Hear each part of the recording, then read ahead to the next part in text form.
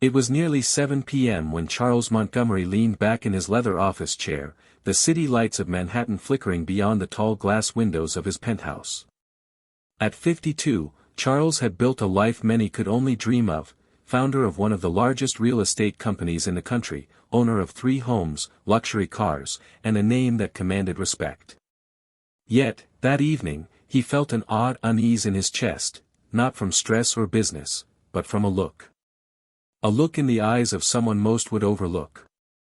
Maria had worked in Charles's home for 2 years. Quiet, humble, and always punctual, she moved through the grand rooms with care, making beds he never slept in, dusting sculptures he barely glanced at. He never really noticed her, until that day. That morning, as she was polishing the glass table in the dining room, Charles happened to look up from his laptop. Maria's hand trembled. Not with fear, but with something deeper, exhaustion, or perhaps sorrow. And when she turned away quickly to wipe a tear, Charles's curiosity sparked. Why was his maid, so reserved and composed, crying in silence? That thought haunted him throughout the day. Charles, known for being shrewd and methodical in business, decided on a whim to do something uncharacteristic. He left work early, returned home, and waited for Maria to clock out. As the elevator doors closed behind her and she exited the building into the dusky street, Charles followed, keeping a respectful distance. Dressed down in a hoodie and cap, he blended in, almost unrecognizable. Maria didn't take the subway or call a cab. Instead, she walked. For nearly 30 minutes, through back alleys and dimly lit streets, her shoes worn, her pace steady but tired. She finally stopped at a battered apartment complex on the far edge of the Bronx. Charles watched from across the street as she entered the building, carrying a plastic bag he hadn't noticed before. Something about the way she climbed the stairs, shoulders heavy, like the weight of the world sat on them, hit him in the chest. After a few minutes, curiosity got the better of him. He crossed the street and asked an elderly man sitting by the door, "Excuse me, do you know a woman named Maria?" "She just went upstairs." The man looked him over cautiously, then replied, "Maria?" "Yeah, lives in 4B. Sweet lady. Takes care of her brother's kids. Real angel, that one." Kids. Charles was stunned. He had never known she had a family.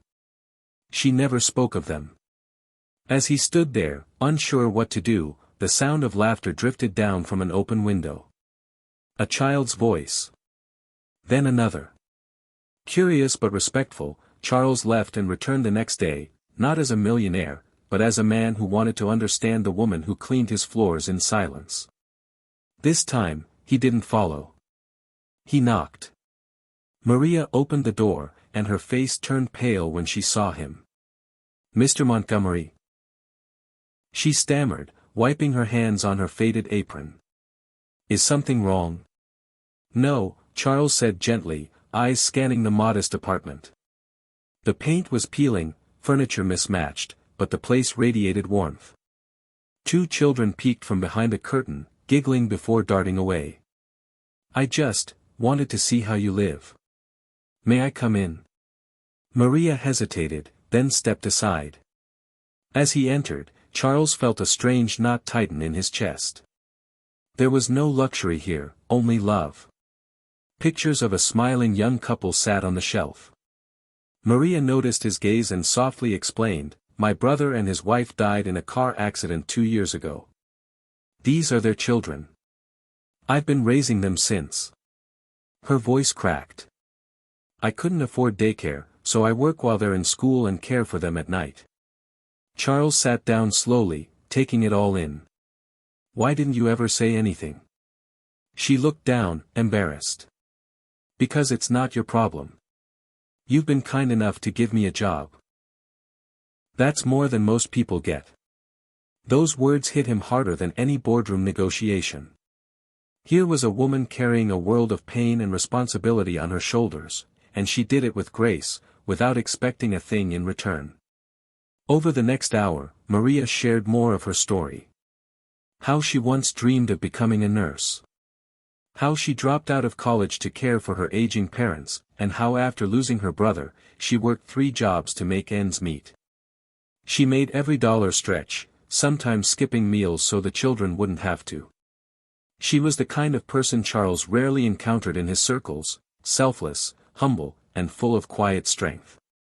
When he left that night, something inside him had shifted. For years, he measured success by net worth and accolades. But Maria redefined success for him. She had nothing, and yet gave everything. The following Monday, Maria arrived at Charles's home as usual. But this time, she was met not by a list of chores, but by Charles himself, holding a folder. "What's this?" she asked. "A scholarship," he said. "For you. Full ride to nursing school. And here," he handed her a set of keys, "this is to a 2-bedroom apartment, closer to the city, safer neighborhood. Rent-free for as long as you need. And I've arranged a nanny for the kids during your class hours." Maria's hands trembled. "Mr. Montgomery. I can't accept this." "Yes, you can," he replied gently. "You've spent your life giving to others. It's time someone gave back to you." Tears spilled down her cheeks. She hugged him, not as a maid to her employer, but as a grateful human being to another. That moment, something even deeper changed in Charles. He had spent a lifetime building buildings, yet for the first time, he felt he had built something truly meaningful. Months passed. Maria excelled in her studies.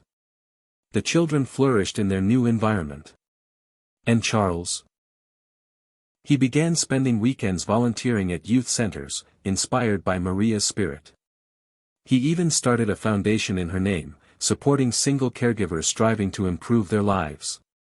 One evening, during the foundation's first scholarship dinner, Maria stood on the stage, now wearing scrubs, a stethoscope around her neck, her face glowing with pride. "I was just a maid," she said, her voice cracking. "But someone saw more in me than I saw in myself. One act of kindness changed everything."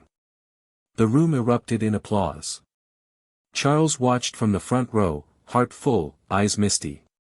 For the first time in his life, he wasn't proud of the buildings he owned, but of the lives he had helped build. And in that, he found his richest reward. Because sometimes, the smallest lives hide the biggest hearts. And when we pause long enough to see them, they change us forever.